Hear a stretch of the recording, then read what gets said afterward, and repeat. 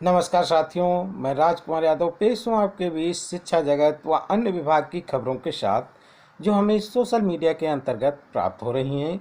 अगर अभी तक आप मेरे चैनल पर नए हैं तो चैनल को लाइक कर दें, सब्सक्राइब कर दें और शेयर कर दें और बेल आइकन जरूर टच कर दें, जिससे मैं आगामी वीडियो डालूँ उसका नोटिफिकेशन आपको तुरंत मिल जाए। चलो शुरू करते हैं शिक्षा विभाग की खबरें।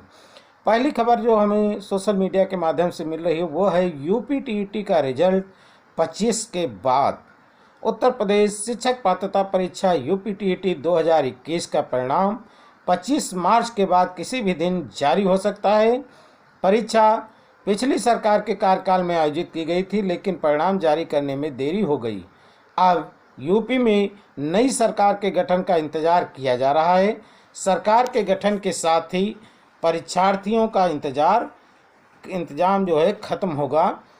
25 मार्च को नई सरकार के शपथ ग्रहण के बाद नया मंत्रिमंडल बन जाए और ये प्रक्रिया पूरी होती ही परीक्षा नियामक प्राधिकारी की ओर से रिजल्ट जारी किया जा सकेगा।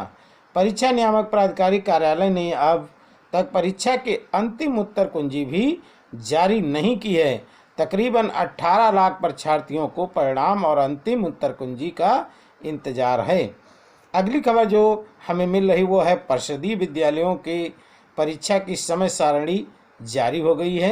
ये वाराणसी से खबर निकल के आई है कि कोरोना खत्म होते ही इसके बाद मंगलवार से परिषदीय विद्यालयों में वार्षिक परीक्षाओं की समय सारणी जारी हो गई है। इसमें विभिन्न जिलों के बेसिक शिक्षा अधिकारियों को बेसिक शिक्षा परिषद के सचिव की ओर से निर्देश दिए जा चुके हैं। बीएससी राकेश सिंह ने बताया कि इसमें कक्षा 1 की वार्षिक परीक्षा मौखिक व कक्षा 2 से 5 तक परीक्षाएं मौखिक व लिखित कराई जाएंगी। वहीं कक्षा 6 से 8 तक के विद्यार्थियों की परीक्षा सिर्फ लिखित में होगी। परीक्षा 2 पालियों में होगी। इसमें सुबह 9:30 बजे से 11:30 बजे तक और पहली पाली व दोपहर की 12:30 बजे से 2:30 बजे तक दूसरी पाली की परीक्षाएं होंगी और परीक्षाएं 22 तारीख से प्रारंभ होंगी।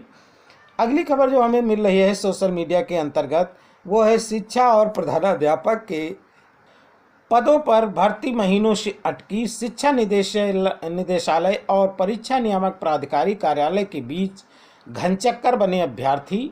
नई सरकार के गठन के बाद जूनियर हाई स्कूल भर्ती प्रक्रिया तेजी से आगे बढ़ने की उम्मीद। क्या खबर है विस्तार से।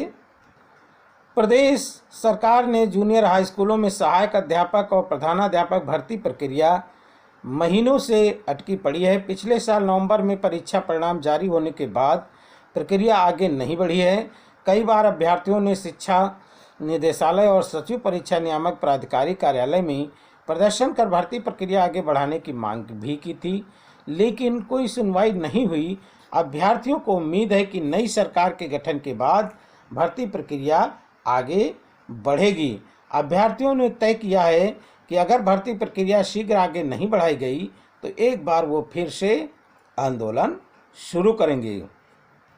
इसी कड़ी में अगली खबर जो हमें मिल रही है वो है शिक्षक प्रधानाध्यापक की भर्ती महीनों से अटकी। शिक्षा निदेशालय और परीक्षा नियामक प्राधिकारी कार्यालय के बीच घनचक्कर बने हैं अभ्यर्थी। नई सरकार के गठन के बाद जूनियर हाई स्कूलों में भर्ती प्रक्रिया तेजी से आगे बढ़ने की उम्मीद है। ये निकला है प्रयागराज से।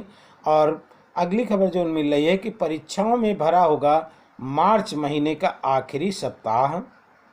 परिषदीय विद्यालय और पॉलिटेक्निक परीक्षाएं 22 मार्च से प्रारंभ हैं। यूपी बोर्ड में की जो 24 और स्नातक प्रथम सेमेस्टर की परीक्षाएं 29 से और कल से मिलेंगे प्रवेश पत्र। यूपी बोर्ड की परीक्षाओं के प्रवेश पत्र कल से ऑफलाइन दिए जाएंगे।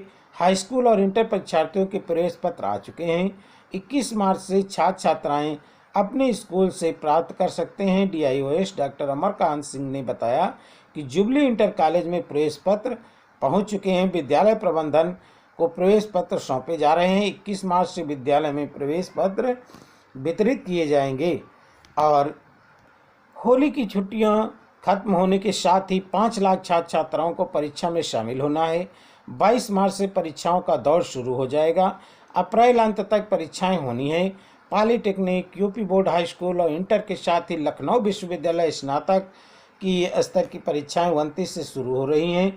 पॉलिटेक्निक में 3 लाख, यूपी बोर्ड की परीक्षाओं में 90,000 और स्नातक प्रथम सेमेस्टर की परीक्षाओं में 1.25 लाख छात्र छात्राएँ शामिल हो रहे हैं। पॉलिटेक्निक विषय सेमेस्टर की परीक्षाएं पूर्व में 20 जनवरी से प्रस्तावित थी, जिसे कोरोना की वजह से स्थगित कर दिया गया था।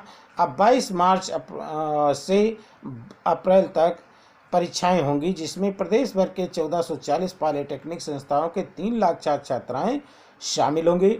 साथ ही यूपी बोर्ड हाई स्कूल और इंटर की परीक्षाएं 24 मार्च से 126 केंद्रों पर होगी, जिसमें 90,000 छात्र पंजीकृत हैं और ये परीक्षाएं 12 अप्रैल तक होंगी।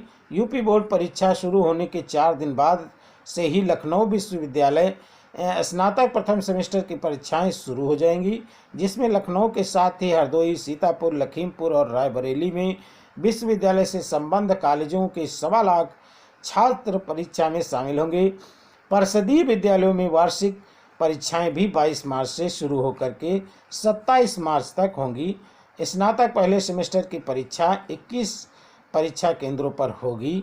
ये सभी सूचनाएं हमें सोशल मीडिया के अंतर्गत प्राप्त हो रही हैं। अगली जो सूचना मिल रही है वो है अनुकंपा नियुक्ति के मामले में DIOS तलब। क्या है पूरी खबर विस्तार से। High court Allahabad high court ने विवाहिता पुत्री को मृतक आश्रित कोटे में नियुक्ति पर विचार करने के आदेश का पालन नहीं करने पर प्रथम दृष्टया अवमानना का मामला मानते हुए जौनपुर के DIOS राजकुमार पंडित को तलब किया है। और राजकुमार पंडित को कोर्ट ने उनसे पूछा है कि क्यों न आदेश की अवहेलना के लिए अवमानना का आरोप तय किया जाए।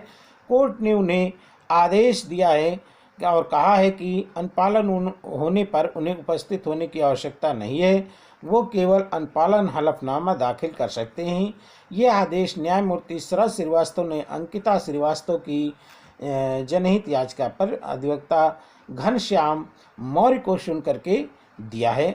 अधिवक्ता ने कोर्ट को बताया कि याची की याचिका पर न्यायालय ने याची को प्रत्यावेदन देने और उसे जिला विद्यालय निरीक्षक जौनपुर को 4 माह में निर्णित करने का निर्देश दिया गया था।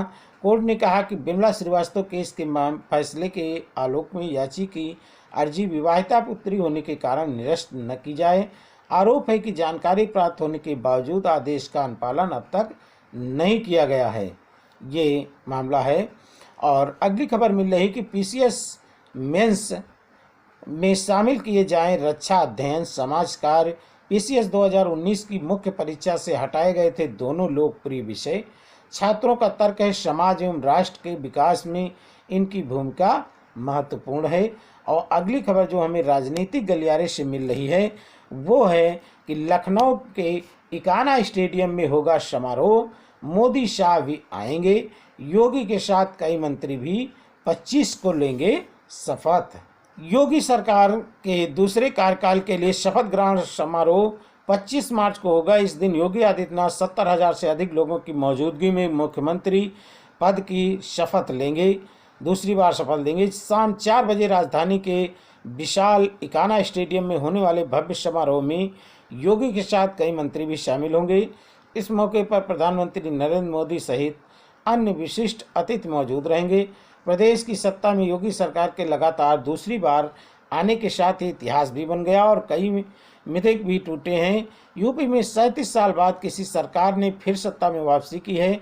वहीं CM के रूप में नोएडा यात्रा के मिथक को भी योगी आदित्यनाथ ने तोड़ दिया है। अब नई सरकार के भव्य शपथ ग्रहण के समारोह की प्रदेश के हर विधानसभा क्षेत्र के प्रतिनिधित्व के साथ ही देश भर के तमाम विशिष्ट और गणमान्य लोग मौजूद रहेंगे और इसमें 70,000 लोग मौजूद रहेंगे। शपथ ग्रहण समारोह में 4 बजे शाम शुरू होगा। इस समारोह की तैयारियां तेज कर दी गई हैं। गृह मंत्री अमित शाह कल पहुंचेंगे लखनऊ। संघ प्रमुख मोहन भागवत से योगी की हुई मुलाकात। सोनिया, प्रियंका, माया, अखिलेश को भी न्योता है। समारोह में बसपा सुप्रीमो मायावती, सपा संरक्षक मुलायम सिंह यादव, सपा अध्यक्ष अखिलेश यादव, कांग्रेस अध्यक्ष सोनिया गांधी, महासचिव प्रियंका गांधी वाड्रा सहित विपक्षी दलों के नेताओं को भी आमंत्रित किया गया है। केंद्र और प्रदेश सरकार की योजनाओं के लाभार्थियों को भी आमंत्रित किया गया है। ये सभी खबरें हमें सोशल मीडिया के अंतर्गत प्राप्त हो रही हैं। इसी प्रकार आपको मेरे चैनल पर शिक्षा विभाग, शिक्षा मित्र व अन्य विभागों की खबरें समय समय पर प्रतिदिन मिलती रहेंगी। आप मेरे चैनल पर बने रहें। तब तक के लिए धन्यवाद। जय हिंद।